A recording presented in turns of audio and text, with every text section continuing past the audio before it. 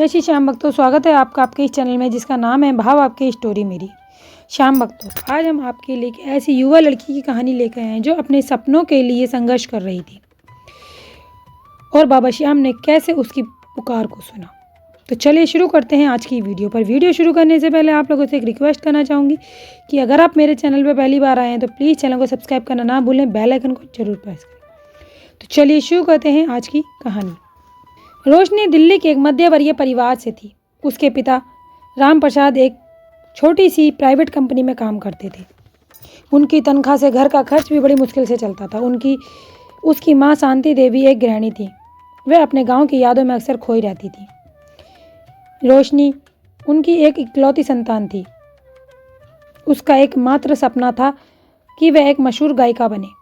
बचपन से ही उसकी आवाज़ में एक ऐसी मिठास थी। जब वह स्कूल में भजन या गीत गाती थी, कोई भी गीत गाती थी, तो शिक्षक और उसके जितने भी फ्रेंड्स थे वह सब उसकी आवाज़ से खो जाते थे।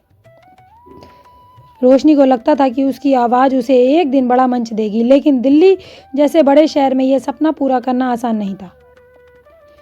रोशनी ने 12वीं के बाद संगीत में डिप्लोमा किया और छोटे छोटे मंचों पर गाना शुरू किया। वह स्थानीय मंदिरों में भजन गाती थी और कभी कभी शादी विवाह में भी परफॉर्म करती थी।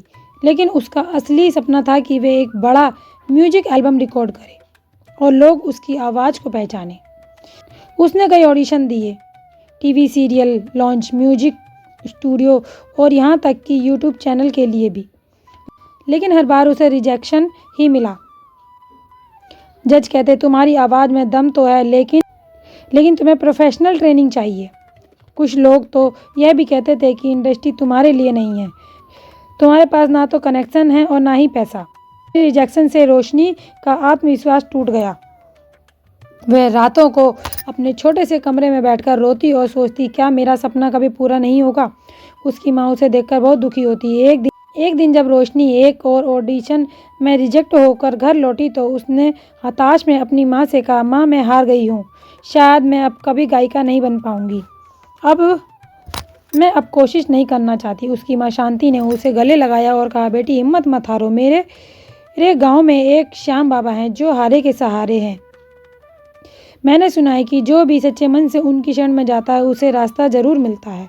चल एक बार घाटू धाम चलते हैं। रोशनी को भगवान और चमत्कारों पर ज़्यादा भरोसा नहीं था। वह सोचती थी कि यह सब पुरानी बातें हैं जो आज के समय में काम नहीं करती, लेकिन माँ की आंखों में विश्वास देखकर उसने हामी भर दी।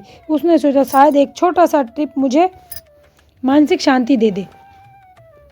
रोशनी और उसकी माँ ने दिल्ली से घाटू धाम की यात्रा शुरू की। उसके पास ज़्यादा पैसे नहीं थे, इसलिए उन्होंने साधारण ट्रेन की टिकट ली।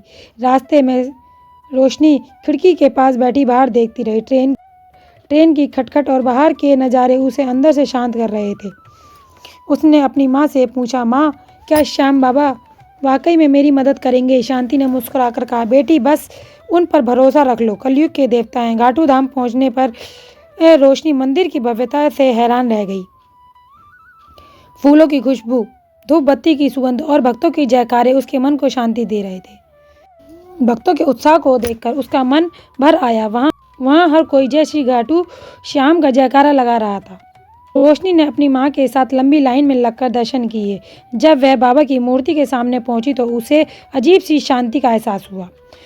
मूर्ति की आंखों में एक गहराई थी जो उसे अपनी ओर खींच रही थी। उसने सिर झुकाया और मन ही मन कहा, बाबा मैंने अपनी ज़िंदगी में बहुत मेहनत की है, लेकिन मुझे हर जगह से हार ही मिली है। अगर आप वाकई में हारे के सहारे हो तो मुझे रास्ता दिखाओ, मैं थक चुकी हूँ। दर्शन के बाद रोशनी और उसकी माँ मंदिर के प्रांगण में बैठ गए। वहाँ कुछ भक्त मिलकर भजन गा रहे थे। रोशनी उनकी आवाज़ सुनकर मंत्रमुग्ध हो गई। भजनों में हारे का सहारा, बाबा श्याम हमारी की पंक्तियाँ बार बार आ रही थीं। रोशनी को लगा कि यह भजन उसके दिल की बात कह रहा है। उसने अपनी माँ से कहा, माँ मैं भी गाना चाहती हूँ, क्या मैं इनके साथ गा सकती हूँ। माँ ने उसे प्रोत्साहित किया और कहा, जा बेटी बाबा के सामने अपनी कला अर्पित कर। रोशनी ने हिम्मत जुटाई और भजन मंडली के पास गई। उसने उनसे अनुमति मांगी और कहा, मैं भी श्याम बाबा का भजन गाना चाहती हूँ, क्या मैं आपके साथ गा सकती हूँ। मंडली के लोगों ने उसे खुशी खुशी शामिल किया। रोशनी ने अपनी मधुर आवाज़ में हारे का सहारा श्याम बाबा हमारा गाना शुरू किया। उसकी आवाज़ में इतना दर्द और भक्ति थी कि आसपास के लोग रुक गए। धीरे धीरे एक छोटी सी भीड़ जमा हो गई। लोग उसकी आवाज़ की तारीफ करने लगे। एक बुजुर्ग महिला ने कहा, बेटी तुम्हारी आवाज़ में तो स्वयं बाबा श्याम की कृपा है। रोशनी को पहली बार लगा उसकी आवाज़ में वाकई जादू है। उसने भजन गाते वक्त अपनी सारी हताश और दुख को बाबा के चरणों में समर्पित कर दिया। भजन खत्म होने के बाद भीड़ ने तालियां बजाईं। रोशनी की आंखों में आंसू थे, लेकिन चेहरे पर एक संतुष्टि की मुस्कान थी। उसे लगा कि श्याम बाबा ने उसकी पुकार सुन ली। उसी भीड़ में एक मशहूर संगीत निर्माता अजय मेहरा अपनी पत्नी के साथ खड़े थे। वे घाटू श्याम बाबा के दर्शन के लिए आए थे।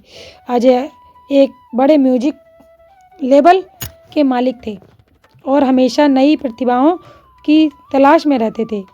रोशनी की आवाज़ सुनकर वे हैरान रह गए। उन्होंने अपनी पत्नी से कहा, इस लड़की की आवाज़ में कुछ खास है। इसमें वह भावना है जो भक्ति संगीत को जीवंत रख सकती है। भजन खत्म होने के बाद अजय ने रोशनी और उसकी माँ से बात की। उन्होंने कहा, मैं संजय मेहरा हूँ और मैं एक भक्ति म्यूजिक एल्बम बना रहा हूँ। तुम्हारी आवाज़ मुझे बहुत पसंद आई। क्या तुम मेरे लिए गाना रिकॉर्ड करना चाहोगी? रोशनी को अपने कानों पर यकीन नहीं हुआ। उसने तुरंत हाँ कर दी। अजय ने उसे अपना कार्ड दिया और कहा, दिल्ली लौटते ही मेरे स्टूडियो में आना, हम जल्दी ही रिकॉर्डिंग शुरू करेंगे। रोशनी और उसकी माँ खुशी खुशी दिल्ली लौटे। रोशनी ने अजय के स्टूडियो में जाकर अपना पहला गाना रिकॉर्ड किया, श्याम बाबा की जय। यह गाना रिलीज होने के बाद सोशल मीडिया पर वायरल हो गया। लोगों ने रोशनी की आवाज़ को इतना पसंद किया कि रातों रात वह मशहूर हो गई। म्यूजिक चैनल और भक्ति मंचों पर उसका गाना बार बार बजने लगा। कुछ ही महीनों में रोशनी एक जानी मानी भक्ति गायिका बन गई। उसने अपना पहला बड़ा कॉन्सर्ट दिल्ली में किया, जिसमें हजारों लोग आए। कॉन्सर्ट के अंत में उसने श्याम बाबा को समर्पित एक भजन गाया और मंच से कहा, यह सब बाबा श्याम की कृपा से हुआ है। मैं हारी हुई थी, लेकिन उन्होंने मुझे जिता दिया। जय श्री घाटू श्याम। रोशनी की सफलता ने उसके परिवार की जिंदगी बदल दी। रोशनी ने अपनी कमाई से अपने माता पिता के लिए एक बहुत बड़ा घर और गाड़ी ली, लेकिन रोशनी ने कभी अपनी जड़ों को नहीं भुलाया। वह हर साल घाटू धाम जाती और अपनी कमाई का एक हिस्सा मंदिर में दान करती। उसने अपने इलाके में एक छोटा सा संगीत स्कूल खोला, जहां गरीब बच्चों को मुफ्त में संगीत सिखाया जाता था। रोशनी का मानना था कि उसकी प्रतिभा और सफलता श्याम बाबा की देन है और वह इसे दूसरों के साथ बांटना चाहती है। उसने अपने हर कॉन्सर्ट में श्याम बाबा का एक भजन जरूर गाया। लोग उसे श्याम बाबा की भक्त गायिका कहकर बुलाने लगे।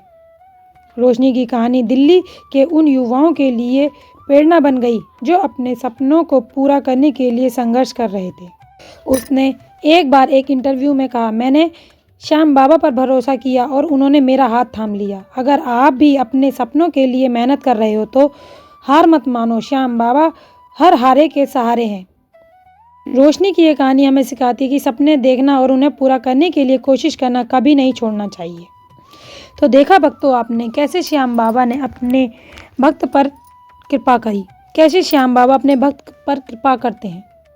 अगर सच्चे दिल से हम उन्हें याद करते हैं तो वे हमारे साथ ही होते हैं। तो अगर आपको ये वीडियो अच्छी लगी हो तो प्लीज़ वीडियो को लाइक कीजिएगा, चैनल को सब्सक्राइब कीजिएगा और कमेंट में बाबा श्याम के नाम का जयकारा जरूर लगाइएगा। तो मिलते हैं अगली वीडियो में बाबा श्याम के अगले चमत्कार के साथ। तब तक के लिए जय श्री श्याम।